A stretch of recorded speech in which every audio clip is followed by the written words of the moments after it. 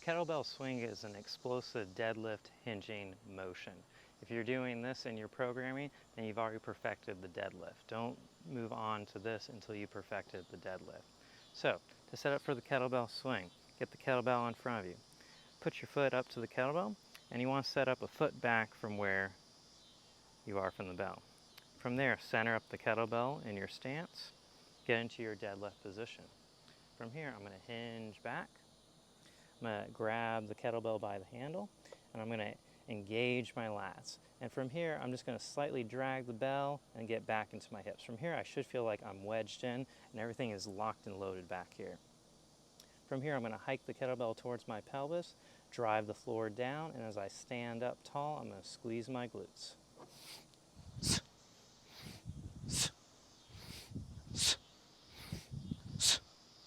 And then you park it, just like how you started.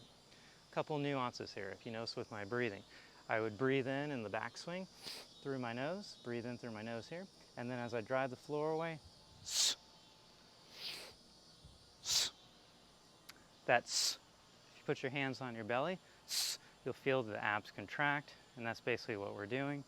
And basically what I'm doing is I'm making that noise as I breathe out. That way we are power breathing, we're creating intra-abdominal pressure as we do that. A couple of nuances here.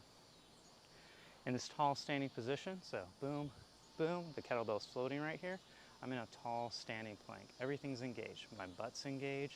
I'm pulling my kneecaps up so my thighs are engaged and my abs are engaged. From here, I don't want to lean too far back. I'm just standing nice and tall and squeezing my butt. Keep the butt squeezed the whole entire time.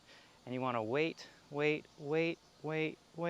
and about where the elbow is just about to hit the rib cage, that's when you shoot back into the next swing.